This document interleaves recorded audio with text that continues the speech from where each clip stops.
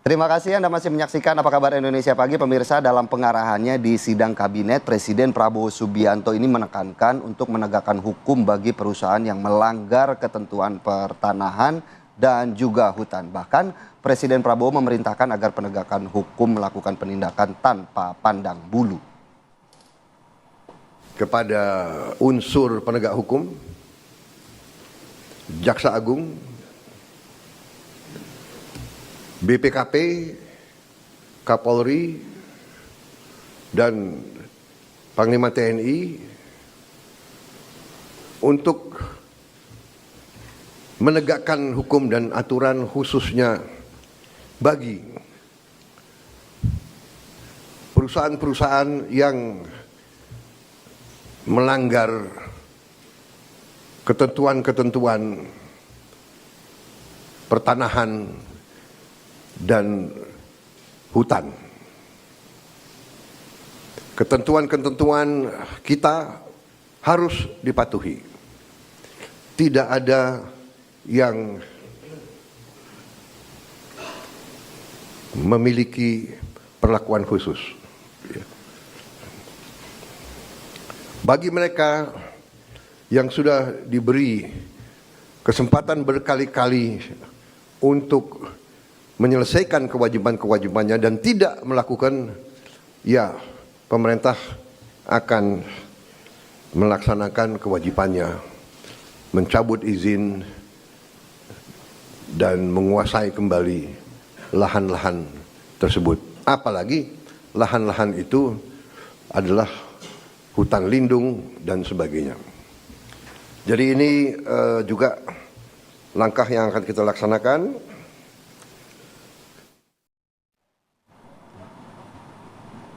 Iya, kalau kata Presiden tegakkan hukum tanpa pandang bulu. Kalau memang melanggar, cabut izinnya, begitu.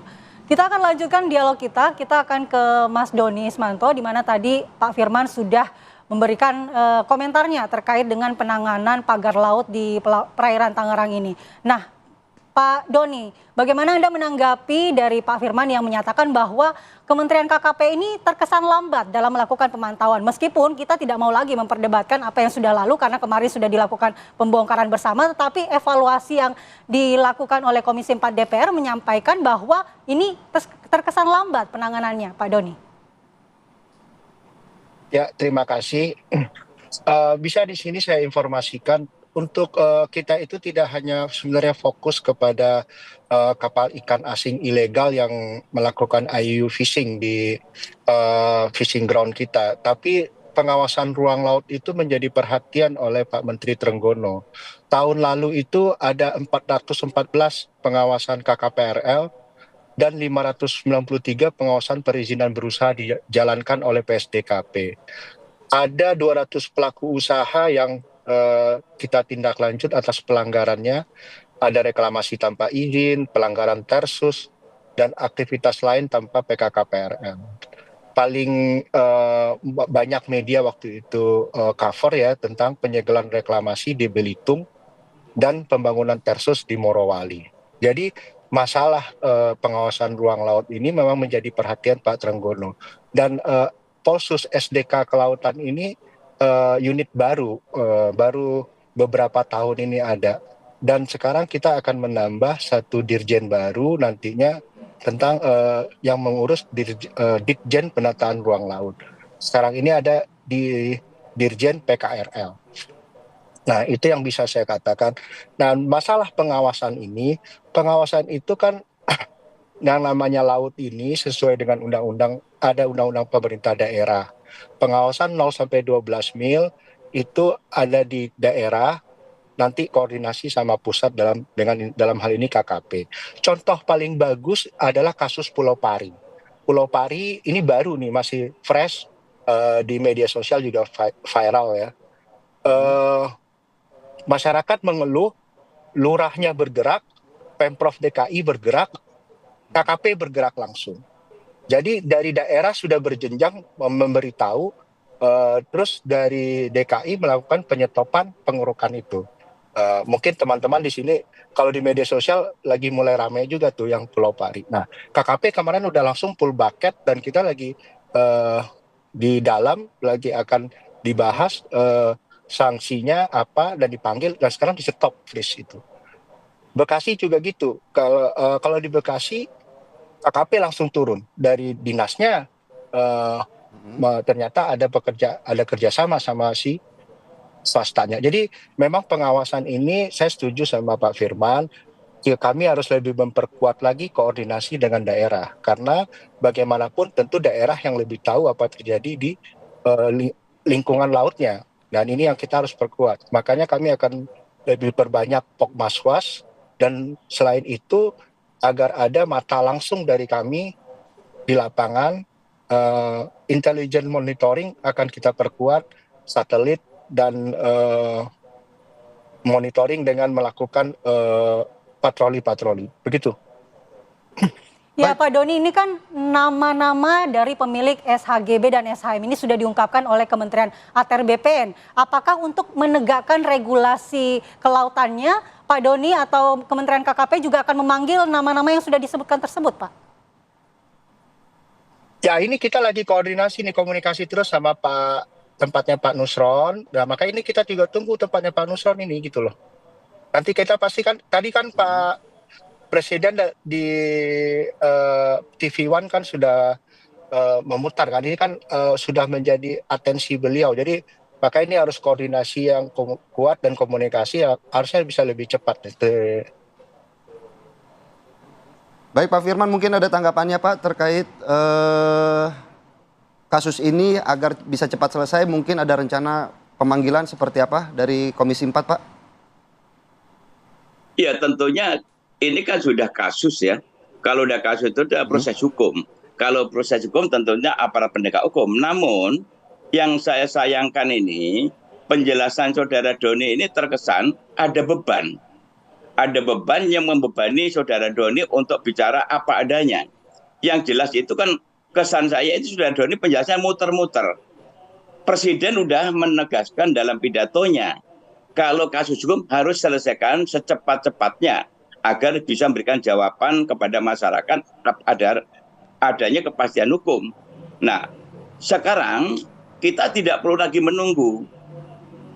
Kementerian Kelautan itu adalah leading sektor yang mengatur tata ruang laut. Nah, oleh karena itu leading sektor harus proaktif. Kan di sana banyak itu, ya. Pak Sekjen juga dari kepolisian. Terus kemudian ada dirjen-dirjen lainnya juga dari kepolisian. Semuanya aparat ada di sana. Mekanisme tata cara tentang prosedur masalah bagaimana mengatasi persoalan secara hukum itu mereka udah paham semua. Persoalannya adalah bagaimana sikap menteri ini, ada keseriusan tidak gitu. Bahkan kemarin itu kan sudah Presiden menyampaikan statement, Pak Menterinya masih mengatakan nunggu dulu 20 hari. Kalau persoalan seperti ini 20 hari itu menimbulkan persoalan politik yang tidak menentu. Ini yang kami tidak tahu. Oleh karena itu ini untuk membelajarin kepada KKP. Saya ini di DPR ini selama periode ini masuk periode kelima. 4 periode ini saya di Komisi 4. Komisi 4 saya tidak pernah pindah dan saya pernah menjadi pimpinan komisi. Baru kali ini melihat peristiwa. Kalau tadi dikatakan di luar PIK ini banyak yang disediakan, saya berikan apresiasi. Namun kenapa justru yang di PIK di depan mata ini kesan saya ada pembiaran, ada pengabaian, dan kemudian juga kesan saya itu ada tekanan-tekanan tertentu sehingga tidak berani melangkah. Ini yang saya agak patut dicurigai begitu. Saya sebagai anggota DPR tentunya. Baik Pak Doni, mungkin ada tanggapannya terkait benarkah ada beban seperti yang dikatakan oleh Pak Firman? Begitu, Pak Doni ada tanggapannya Pak? Enggak lah, nggak ada beban. Buktinya semuanya kan proses sedang berjalan. Mungkin saya paham publik kan pengennya kita cepat dan selalu pengennya apa yang di publik mau langsung jalan. Tapi kan kita juga ada hukum yang harus dipatuhi gitu loh prosesnya. Dan sekarang kan melibatkan lintas instansi, ya kan, data-datanya juga ada misalnya di ATR BPN atau apa. Tapi ini harusnya sekarang lebih cepat Pak Firman, karena sudah perintah Presiden kan kemarin, ya kita dapat semangat lagi gitu loh Pak. Dan saya nggak ada beban Pak. Iya, mungkin maksud Pak Firman karena ini sudah sebenarnya pagar laut ini sudah terbentang cukup lama Pak Doni, tapi kenapa KKP seolah-olah baru juga mengetahui hal ini setelah ini viral begitu Pak Doni? Apakah memang ada keterlambatan begitu informasi yang didapat dari KKP Banten atau seperti apa Pak Doni? KKP Banten bukan KKP Pak, DKP itu di Pemda. DKP, baik. Apakah memang ada keterlambatan Jadi, dari informasi yang didapat dari makanya tadi sana? saya memberikan contoh kasus di Pulau Pari. Bagaimana pengawasan dilakukan bertingkat, lurahnya berjalan, Pemprovnya langsung nyetop, KKP dikasih tahu, kita langsung turun juga gitu loh. Nah, kalau di kasus Tangerang ini, dari daerah-daerah itu, koordinasinya itu ke kita itu agak, kita baru dikasih tahu bulan September gitu ya. Nah, kita turun. Sebenarnya kita tuh udah dari September kan sudah turun. Nah, itu kalau nggak salah masih 7 kilo. Waktu itu kan katanya buat kerang hijau, katanya kan gitu loh. Baik. Kita kembali ke Pak Firman. Pak Firman, bagaimanapun saat ini nama-nama dari pemilik SHGB dan SHM ini sudah terungkap ke publik oleh Kementerian ATR BPN. Apakah DPR juga akan memanggil pihak-pihak swasta ini, Pak? Ya tentunya nanti kami akan rapat. Hari ini kan kita rapat dengan Kementerian KKP. Nanti kesimpulannya seperti apa, kalau menurut pandangan saya, agar ini memberikan satu kejelasan dan agar rakyat juga jangan jadi korban ya. Seolah-olah rakyat dipajang untuk mengakui, tapi ini bukan perbuatan rakyat. Tapi karena ini cara-cara mereka untuk mengelabui supaya rakyat ini yang seolah-olah dijadikan korban, ini yang kami nggak mau. Dan kedua, ini tidak hanya pemagaran laut. Kemarin kami juga langsung di lapangan, di PIK 2. Ini masih ada lagi, seri 2 ini adalah masalah rencana untuk pelepasan kawasan hutan, bakung, atau mangrove yang diajukan oleh Dinas Kelautan dari Tangerang itu 1.603 hektar. Ini juga menjadi perhatian kami.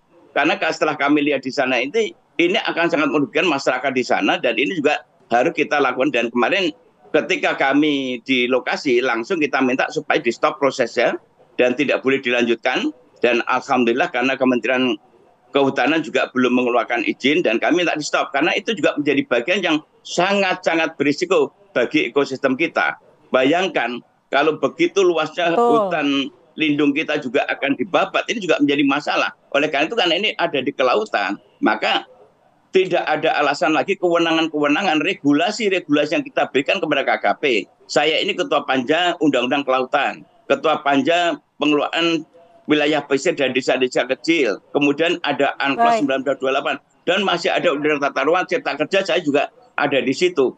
Hendaknya ini menjadi rujukan, jadi tidak ada lagi sebetulnya sebagai leading sektor yang tunggu-menunggu, karena sama-sama KKP juga punya PPNS. Harus berkoordinasi karena leading sektor ini harus memulai, bukan menunggu dari kementerian lembaga lain begitu. Baik, terima kasih Pak Firman. Harapan kita bersama ya. Betul sekali. Jangan lagi ada tunggu-menunggu, ini segera bisa diselesaikan karena rakyat yang jadi korban. Apalagi datanya semua juga sudah terbuka dengan gamblang, siapa saja pihak-pihak yang kemudian terindikasi bertanggung jawab atas pagar laut ini. Kembali terima kasih ya kita ucapkan Andi Kumala dan juga pemirsa kepada Pak Doni dan Pak Firman atas untuk waktunya pada pagi hari ini. Selamat pagi Pak. Sehat selalu.